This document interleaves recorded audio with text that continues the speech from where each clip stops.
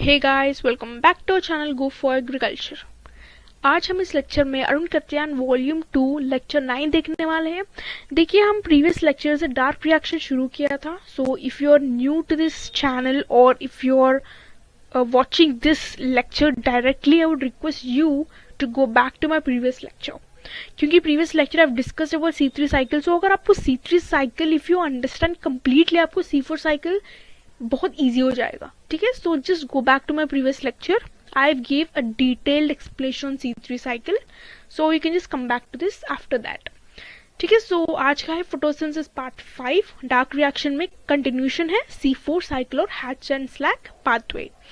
तो चलो अब शुरू करते हैं C4 साइकिल। सो ये C4 साइकिल का दूसरा नाम है हैच एंड स्लैक पाथवे, और ये C4 cycle is found in some plants such as sugar cane, maize, sorghum, बाजरा। सो ऐसे प्लांट्स को हम C4 प्लांट्स कहते हैं। क्यों? These plants exhibit C4 cycle. और कुछ प्लांट्स भी है C3 प्लांट्स। सो ऐसे प्लांट्स को हम C3 प्लांट्स कहते हैं because they exhibit C3 cycle. और ये शुगर केन, मेज, सोगम जो है दे एग्जिबिट C4 साइकिल, इसलिए हम इसको C4 प्लांट्स कहते हैं। ओके, सो और एक प्लांट है, इसका नाम है एट्रिप्लेक्स रूजिया। सो ये एट्रिप्लेक्स रूजिया का डिस्ट्रीब्यूशन बहुत वाइड है। इसका मतलब it can grow in many places. So अगर हम प्लेसेस के मतलब रीजियंस के बारे में बात करेंगे तो if it grows in subtropical regions then this plant will exhibit C4 cycle, whereas if it grows in temperate regions it will exhibit Calvin cycle, मतलब C3 साइकिल। मैम वैसे क्यों? क्योंकि देखो यहाँ पे सब ट्रॉपिकल और टेम्परेट रीजन्स में टेम्परेचर का डिफरेंस होता है। सो अगर if there is a temperature difference, the change in the cycle also takes place. I'll tell you how. देखो C3 cycle में we have already studied about an enzyme called Rubisco. I think you will know Rubisco. Ribulose biphosphate carboxylase oxygenase. क्या होता है ये enzyme? This enzyme will help in the accepting CO2 by RUBP। CO2 जो है, CO2 को accept करने के लिए हमें कंपाउंड चाहिए, that compound is RUBP। So इस प्रोसेस को it will happen in the presence of an enzyme called rubisco. So rubisco का फुल फॉर्म है ribulose bisphosphate carboxylase oxygenase. So carboxylase oxygenase ये यहाँ पे दो टर्म्स है। इसका मतलब it will help in the carboxylation, मतलब accepting the CO2 and also oxygenation. ठीक है, सो ये कैसे डिसाइड होगा, मतलब कार्बन डाइऑक्साइड को एक्सेप्ट करनी है या ऑक्सीजन को, कैसे डिसाइड होगा? इट डिपेंड्स ऑन कुछ फैक्टर्स।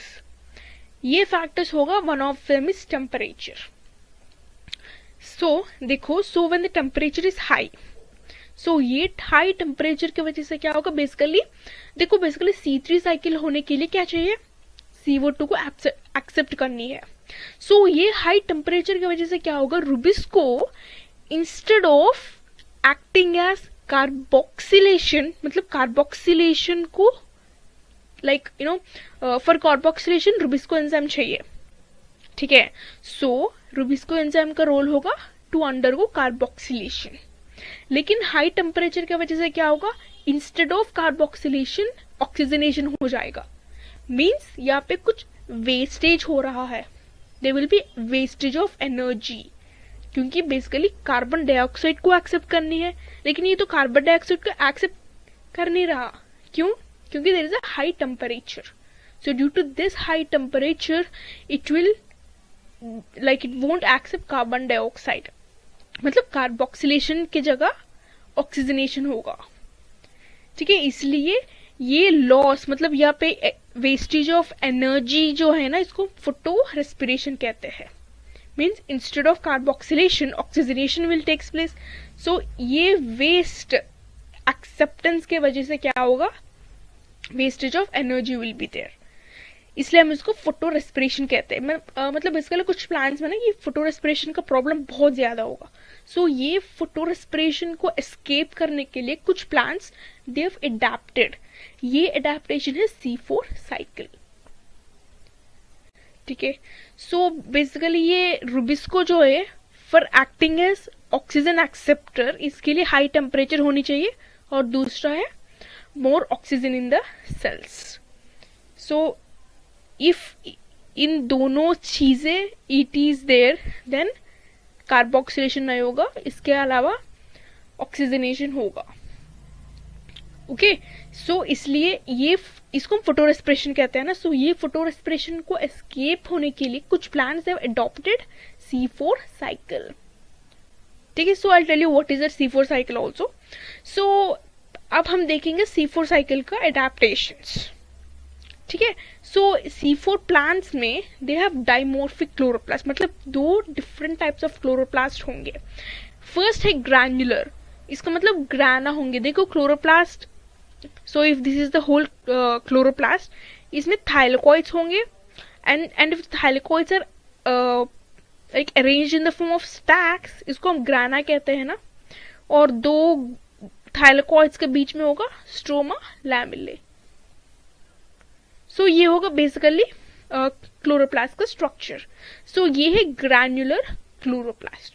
और दूसरा टाइप ऑफ क्लोरोप्लास्ट है ए ग्रैन्युलर, मतलब इसके अंदर ग्राना नहीं होगा, बस स्ट्रोमा लैमेले होगा। So you can say this is the stroma lamellae, बस स्ट्रोमा लैमेले ही होगा, they won't be any kind of grana. इसलिए हम इसको ए ग्रैन्युलर मीन्स ए मतलब नो और granular, there is no grana in the chloroplast. ठीक है, ग्रैन्युलर क्लोरोप्लास्ट में they have grana and stroma lamellae, agranular में they have only stroma lamellae. ठीक है, सो ग्रैन्युलर क्लोरोप्लास्ट होगा इन द मेसोफिल सेल्स और ए ग्रैन्युलर होगा बंडल शीट सेल्स। ठीक है, और दूसरा टाइप ऑफ एडेप्टेशन है Kranz anatomy. I tell you the explanation of these both points in the next slide. देखते हैं। सो ये है लीफ का एनाटॉमी है, आप देख सकते हो। दिस इज द एपिडर्मिस, ये है mesophyll cells, bundle sheath cells, xylem phloem, ये है स्टोमा। ठीक है, और यहाँ पे एपिडर्मिस, एयर कैविटीज। ठीक है, सो यहाँ पे देख सकते हो ना, ये आई एम जस्ट हाईलाइटिंग, ये देख सकते हो these are the bundle sheet cells. और यहाँ पे जो है ना tubular structures, these are the mesophyll cells. So ये मेसोफिल सेल्स में होगा ग्रैन्युलर क्लोरोप्लास्ट और ये बंडल शीट सेल्स में होगा ए ग्रैन्युलर क्लोरोप्लास्ट। ठीक है, सो ठीक है, ये like about this Rubisco, I've already told you this change is based on the factors. So at high temperature and at high O2 rate क्या होगा, carboxylase won't happen, means instead of undergoing carboxylation, देखो carboxylation का मतलब CO2 acceptance by compound, so carboxylation की वजह से क्या होगा, oxygenation होगा। ठीक है, so this तो we've got to know.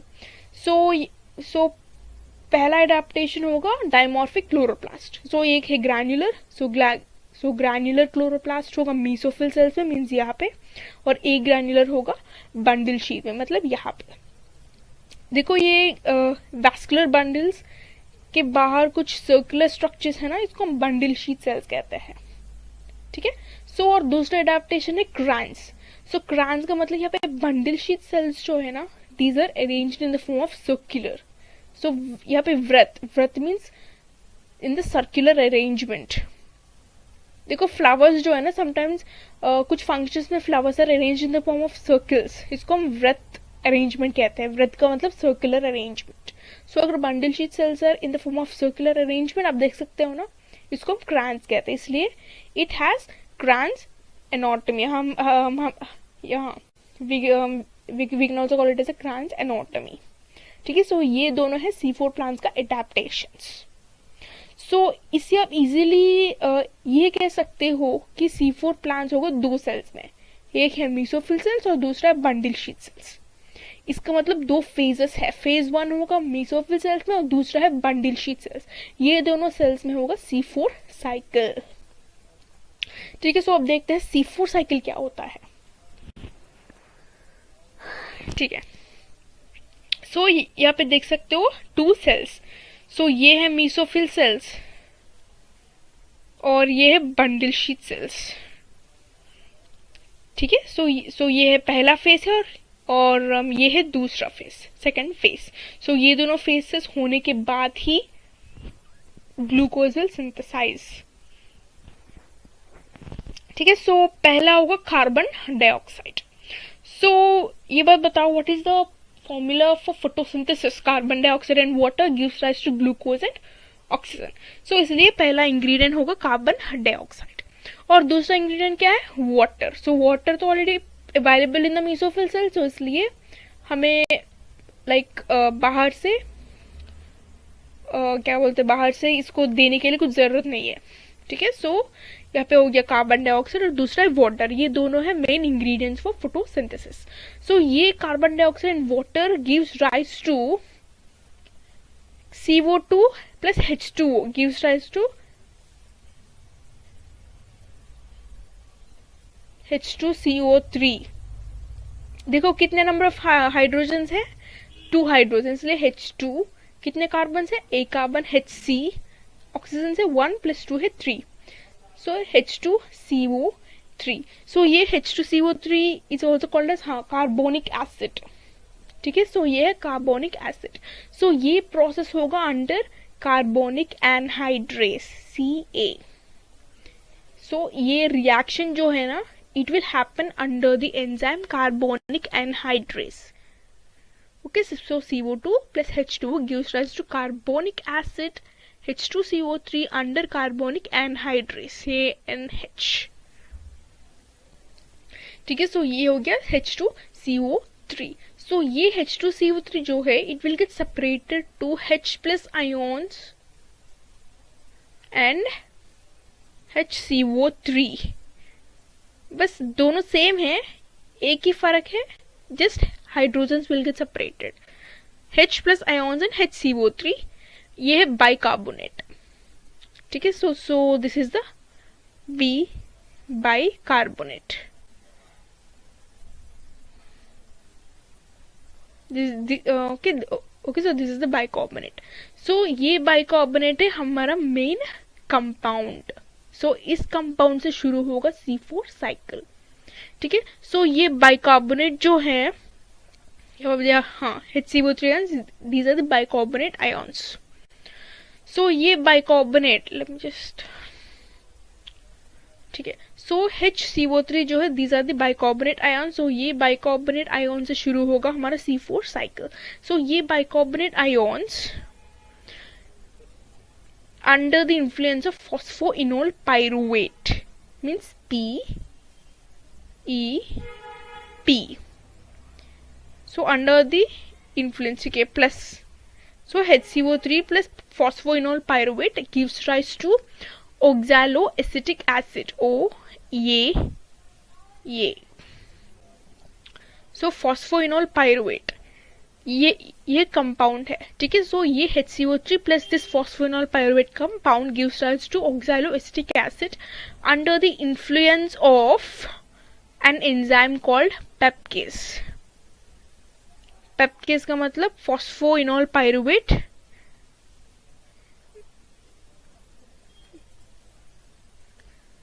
ठीक है। ठीक है। सो ये है enzyme. So it is the phosphoenol pyruvate carboxylase. क्योंकि यहाँ पे CO2 का एक्सेप्टेंस हो रहा है। देखो ये HCO3 जो है, it's a compound of CO2 no. ये तो बस आयोन है, it's a compound of CO2।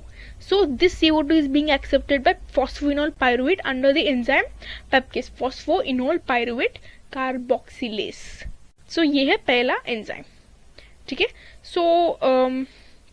सो ये ऑक्सैलोएसिटिक एसिड जो है, फिर से under the influence of this pepcase, फिर से this pepcase, it forms malate and aspirate, not and or। actually दो compounds formation होगा, either this or that, ऐसे। I'll tell you, wait। okay, so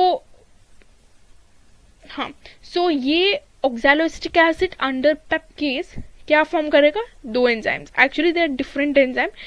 like it may form malic acid या malate और aspirate. या ठीक है, aspirate. Any one can be formed. ध्यान रखो, एनी वन, नॉट टू. ठीक है. So oxaloacetic acid under pepcase enzyme it forms either malic acid और एस्पार्टिक एसिड और एस्पार्टेट. ठीक है. सो ये सब होगा कहाँ पे? मीसोफिल सेल्स में. सो ये मैलेट या एस्पार्टिक एसिड कुछ भी दोनों get transported to bundle sheet cells. These two get transported to bundle sheet cells. So यहाँ पे मैलेट हो, एस्पार्टेट कुछ भी, they get separated and forms pyruvate. देखो यहाँ पे मैलेट जो है इट्स अ 4 कार्बन कंपाउंड. ठीक है, it's a 4 carbon compound. So ये 4 कार्बन कंपाउंड है मैलेट.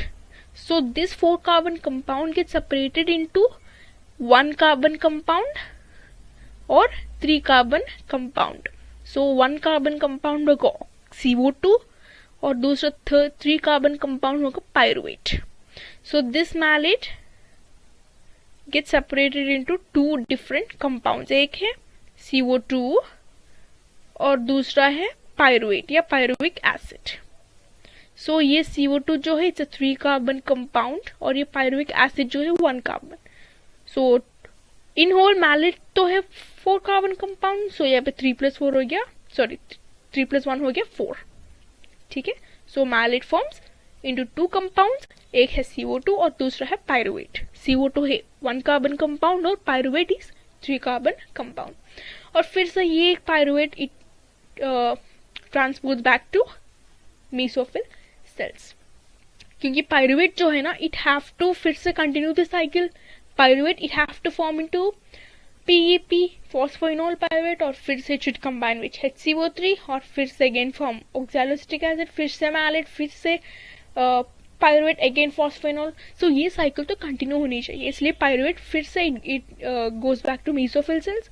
लेकिन यहाँ पे पायरुवेट ही है. So this pyruvate forms into phosphoenol pyruvate. So इस यहाँ पे इस ट्रांसफॉर्मेशन में फॉस्फोरिलेशन अक्कर, क्योंकि फॉस्फोरिलेशन शुड बी देयर. ठीक है. So it undergoes phosphorylation. So ये ट्राइफॉस्फेट जो है ना, adenosine triphosphate, it get converted into adenosine monophosphate. Means यहाँ पे कितने नंबर ऑफ फॉस्फेट्स लॉस हो रहा है? 2 फॉस्फेट्स. यहाँ पे 2 फॉस्फेट्स लॉस हो रहा है. ध्यान रखिए 2 फॉस्फेट्स, क्योंकि एडिनोसिन ट्राइफॉस्फेट्स में है 3, मोनो में है 1, मतलब 2 phosphates are being lost. So these 2 phosphates will get added here, hence phosphoenol pyruvate. और फिर से ये phosphoenol pyruvate will get combined with HCO3 bicarbonate ions, फिर से oxaloacetic acid और फिर से malate, and then malate will get transported to bundle sheet cells और फिर से it will get separated into 2 compounds, एक है 1 carbon 3 carbon pyruvate और फिर से this cycle continues. और एक और बात है, यहाँ पे CO2 जो सेपरेट हुआ है ना, it will undergo C3 cycle. C3 cycle थोड़ा सा याद रखिए. C3 साइकिल का मेन इंग्रेडिएंट क्या है? Carbon dioxide. सो ये कार्बन डाइऑक्साइड जो इवॉल्व हुआ है यहाँ पे, it will B undergo C3 cycle और फिर से ग्लूकोज फॉर्मेशन. खत्म. यही है C4 साइकिल. ठीक है. सो ये बात बताओ, C3 साइकिल में कितने नंबर ऑफ ATPs चाहिए एक ग्लूकोज फॉर्म होने के लिए? C6. सो 6 साइकिल्स रहे. अगर हम 3 CO2 से स्टार्ट करेंगे तो कितने ATPs चाहिए? 18 ATPs. ठीक है. सो हमें चाहिए 18 ATP C3 साइकिल से. और ये C4 साइकिल से कितने नंबर ऑफ ATPs? यहाँ पे 2 phosphates are being lost.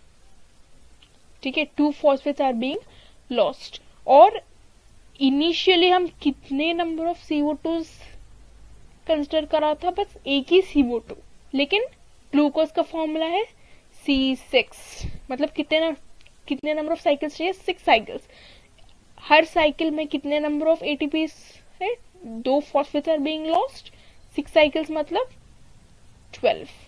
So total C4 cycle में 18 फ्रॉम C3 साइकिल और 12 फ्रॉम यहाँ पे मेसोफिल सेल्स में. टोटल कितना नंबर 30 ATP सिंथेसाइज होनी चाहिए फॉर C4 साइकिल. मतलब एक्स्ट्रा हमें 12 ATPs चाहिए.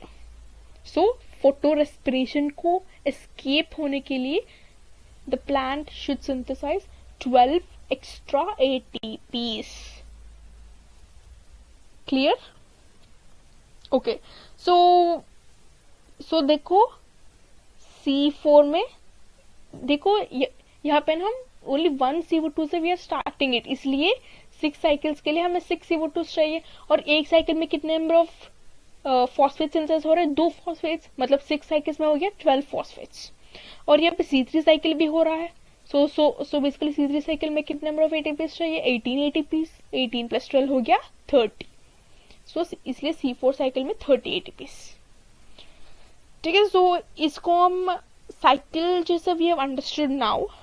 सो चलो we'll see with the help of some sentences. So CO2 and water. Water that is already present in the mesophyll cells.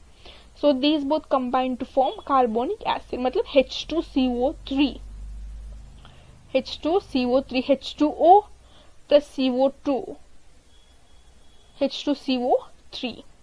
ये है कार्बोनिक एसिड. सो ये carbonic acid synthesise हो कौन से एंजाइम के हेल्प से? Carbonic anhydrase. So ये carbonic acid get dissolves into H plus and HCO3 ions. H plus and HCO3. इसको हम bicarbonate ions कहते हैं. So ये bicarbonate ions will get accepted with the help of PEP. ये PEP compound मतलब phosphoenol pyruvate compound जो है, it will accept this CO2 मतलब HCO3 ions. और इसके एंजाइम रिस्पॉन्सिबल है pepcase, PEP carboxylase, phosphoenol pyruvate carboxylase. So ये acceptance की वजह से कौन सा कंपाउंड फॉर्म होगा? OAA, oxaloacetic acid. सो फिर से ये OAA under pepcase enzyme it forms either malic और एस्पार्टिक एसिड, एनीथिंग. ठीक है, any one will be formed. So ये मैलिक एसिड जो है 4 कार्बन कंपाउंड. सो ये मैलिक एसिड हो या मैलेट हो या एस्पार्टिक एसिड या एस्पार्टेट हो, anything if formed it will go back to bundle sheath cells. So यहाँ पे एक एक्चुअली यहाँ पे 3 कार्बन कंपाउंड का पायरुवेट एसिड और पायरुवेट विल भी फॉर्म होगा, और दूसरा 1 कार्बन कंपाउंड है CO2. Means malic acid bundle sheath cells जाने के बाद 2 कंपाउंड्स हैव बीन फॉर्म्ड. एक है पायरुविक एसिड और दूसरा है CO2. सो ये पायरुवेट फिर से मेसोफिल सेल्स जाएगा और यहाँ पे फॉर्म होगा PEP, फॉस्फोइनोल पायरुवेट. सो ये फॉस्फोइनोल पायरुवेट फिर से स्टार्ट्स द साइकिल. ठीक है, नेक्स्ट है. सो ये फॉस्फोरिलेशन होगा ना, means when pyruvic acid is being form into PEP, यहाँ पे फॉस्फोरिलेशन होगा. सो ये फॉस्फोरिलेशन में ATP और is changed to AMP. So you may think ma'am why 2 ATP and 2 ADP are there? ये दोनों रिएक्शन सेम है क्योंकि ये दोनों रिएक्शंस में 2 फॉस्फेट्स हैव बीन इवॉल्व्ड. क्योंकि देखो ATP से AMP मतलब कितने नंबर ऑफ फॉस्फेट्स? 2.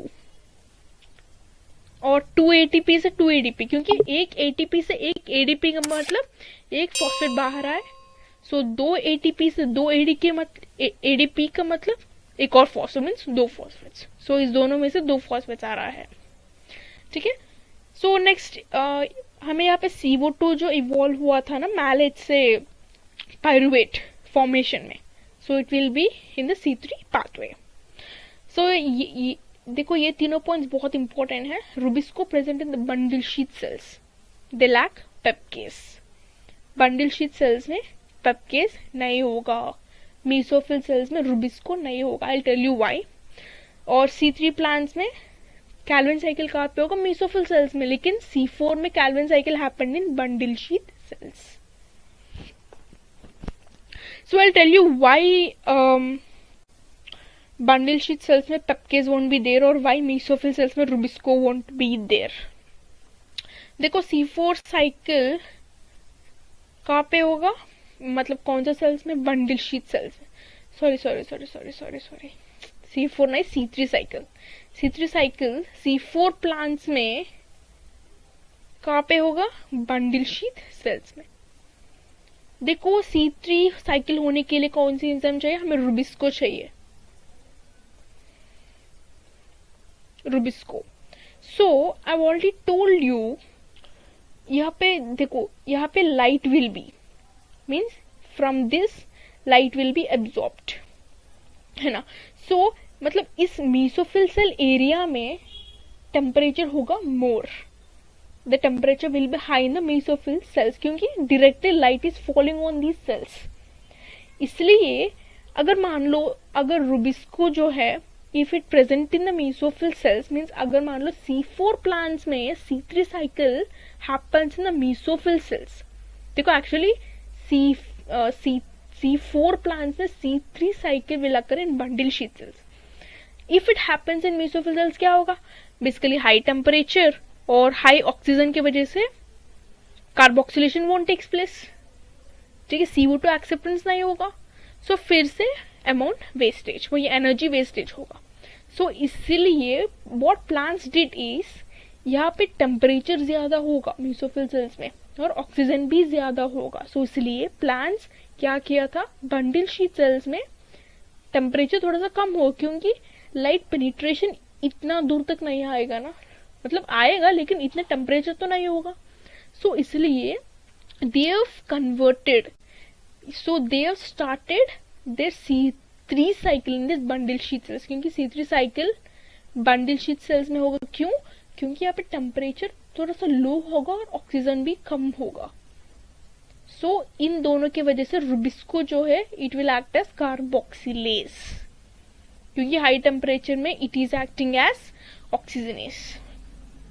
इसलिए यहाँ पे टेम्परेचर कूल होगा और ऑक्सीजन भी नहीं होगा, लेकिन मीसोफिल सेल्स में दिल बी हाई टेम्परेचर। इसलिए C4 प्लांट्स में C3 cycle won't happen in mesophyll cells. Basically C3 cycle जो है it will happen in mesophyll cells, लेकिन C4 प्लांट्स में it will happen in bundle sheet cells, क्योंकि यहाँ पे लो टेम्परेचर और absence of oxygen will be there. Okay, so ये है C4 साइकिल। इसलिए C3 प्लांट्स में Calvin cycle occurs in mesophyll cells और C4 में it occurs in bundle sheet cells. ठीक है, so this is guys, in our today's lecture we have seen the Calvin Hatch-Slack pathway C4 cycle. ठीक है, so if you have any queries you can ask us on Instagram page or you can post in the comment section.